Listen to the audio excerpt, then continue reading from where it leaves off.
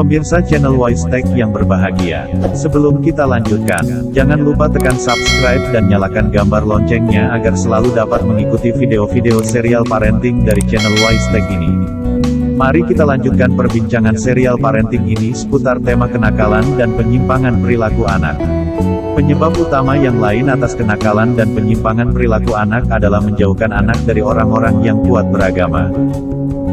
Apakah ada orang tua yang melarang anaknya berteman dengan pemuda soleh yang kuat agamanya, dan sebaliknya suka bila anaknya bergaul dengan kawan-kawan jahat? Pertanyaan bernada tidak percaya ini pernah diutarakan oleh seseorang. Ia berpendapat para remaja yang suka mendengarkan musik-musik barat, bergaul dengan lawan jenis, mengenakan pakaian trendy dan berpikiran modern, adalah masih dalam batas-batas kewajaran. Bahkan menurutnya, semua itu perlu dilakukan oleh remaja untuk memperoleh pengalaman hidup. Tentang adanya sebagian orang tua yang tidak suka anaknya bergaul dengan kawan-kawan yang soleh, bukan omong kosong dan mengada-ada. Sejak tahun 1962 hingga saat ini, cukup banyak cerita dan kejadian yang bisa ditelusuri dari berbagai media baik online maupun media cetak dan media elektronika. Dari situlah kita dapat mengetahui perkara itu.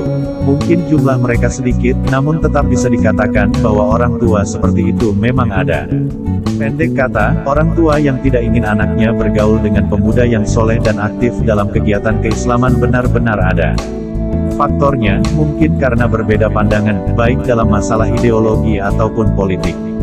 Dikhawatirkan anak-anak mereka akan terjebak dalam apa yang mereka sebut sebagai ekstremisme. Sikap prejudis dan a priori terhadap pemuda aktivis dakwah membuat mereka menyamaratakan semua orang. Kita coba menjawab pertanyaan tentang kemungkinan adanya orang tua yang merelakan anaknya bergaul dengan teman jahat. Pertama kali perlu disepakati terlebih dahulu tentang definisi kawan jahat. Menurut lazimnya, kawan jahat adalah setiap kawan yang senantiasa menganjurkan perbuatan keji kepada kawannya dan mengajak untuk melakukan apa yang dilarang oleh Allah baik perbuatan maupun perkataan. Contoh perbuatan keji adalah berzina, minum arak, menggoda wanita, melanggar hak-hak orang lain, mencuri, durhaka kepada orang tua, kezaliman dan berbagai jenisnya, membaca atau melihat pornografi, merusak fasilitas umum, meninggalkan kewajiban agama, dan sebagainya. Bagaimanapun, untuk dianggap jahat tidak berarti orang harus sudah melakukan semua perkara tadi.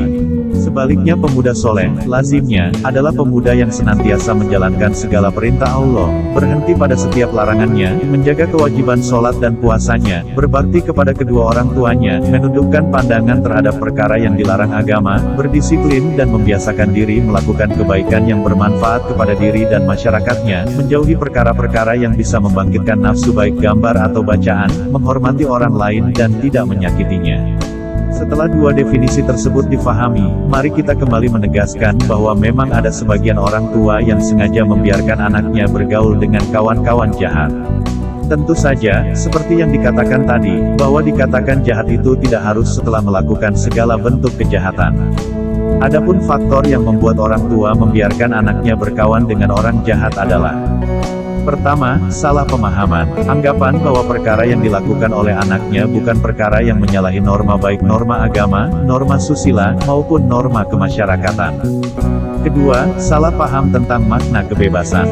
Ketiga, sebagian orang tua memiliki permusuhan berlebihan terhadap orang-orang yang kuat beragama sehingga ia menghendaki anaknya tidak menjadi seperti mereka.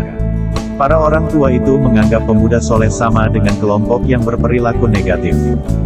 Keempat, salah memahami kewajaran. Sebagian orang tua menganggap bahwa kenakalan remaja itu wajar dan biasa, serta hanya bersifat sementara pada usia remaja sehingga tidak berpengaruh negatif terhadap pembentukan kepribadian mereka ketika dewasa nanti. Ada juga yang berkeyakinan bahwa apa saja yang dilakukan oleh anak-anak dan kawan-kawan mereka adalah penting untuk memperoleh pengalaman dalam hidup mereka. Namun apakah ada jaminan bahwa persahabatan seperti itu tidak akan menjerumuskan anak-anak mereka dalam lingkaran kejahatan yang bisa menghancurkan hidup mereka dan keluarga mereka?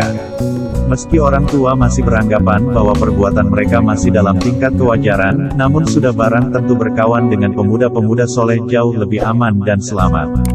Semoga bermanfaat. Bagi yang baru gabung dan bagi yang belum subscribe, jangan lupa tekan subscribe dan nyalakan gambar loncengnya agar selalu dapat mengikuti video-video serial parenting dari channel Wise Tech ini.